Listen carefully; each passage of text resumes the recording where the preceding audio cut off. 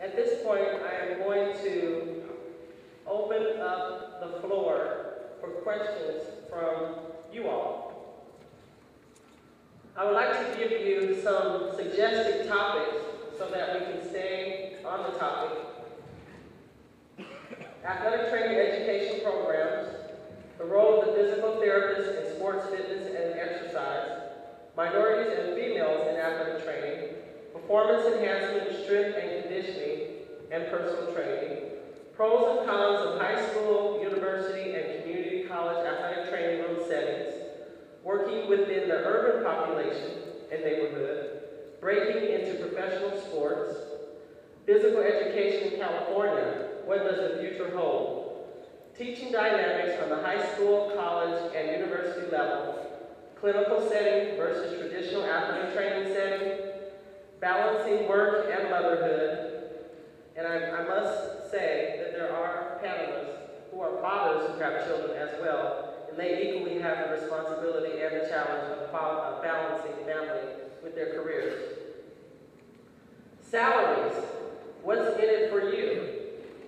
And dealing with the new millennium athlete.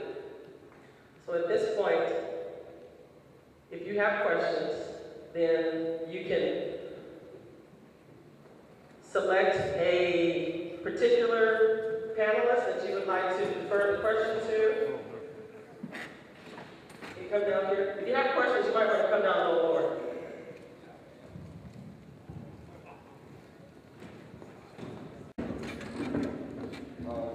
Well, I actually have a question for my first question is directed to Roy.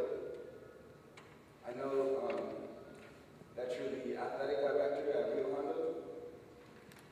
If there's a budget crisis, given that there is a budget crisis and there's like we're in a crisis right now, financial crisis, how do you allocate or appropriate funds to the sports? Like what sport specifically, if you had to make a choice, who's going to get the money?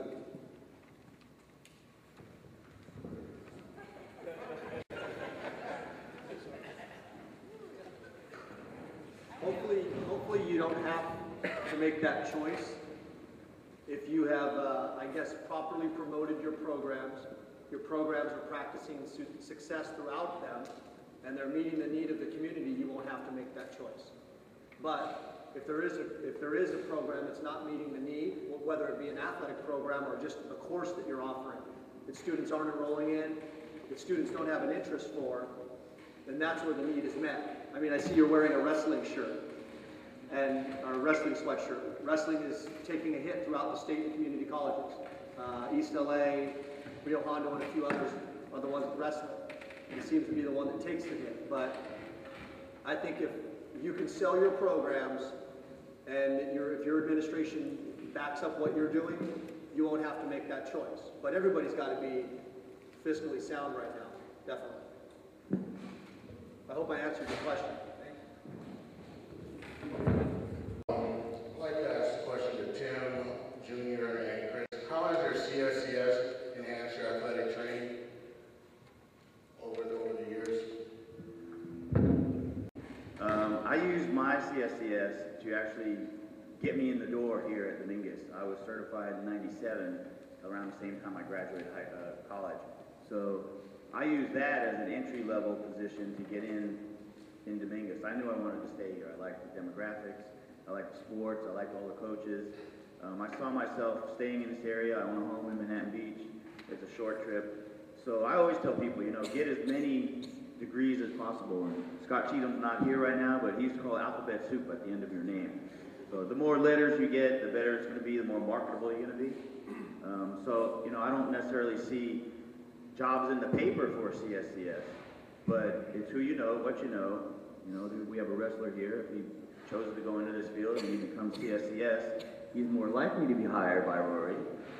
So instead of cutting some budgets and cutting some positions, you may create a dual position, wrestling coach / PE teacher / CSCS. Does that help answer a little bit? Somebody else want to speak? You want to go, Jimmy? The CSCS is not a standalone certification. It is something that complements you as a professional as you guys go on and find out the path to where you want to go. The fact that the CSCS is out there is professional level, Division I level. We hear about this CSCS certification, and these are the people that they're hiring. If you go for any other type of certification, that might not be as widespread at these types of levels. So if you're aspiring to get to the upper level, the CSCS by the NSCA is just another tool, marketing tool, right, and also an educational tool for yourself to understand the material and start to practically apply it in your own profession. That's probably the best way I can put it. It's just another tool that you would use. Try to gather as many tools as you can as you gain your experience here at Cal State Dominguez, and also your experience outside of here.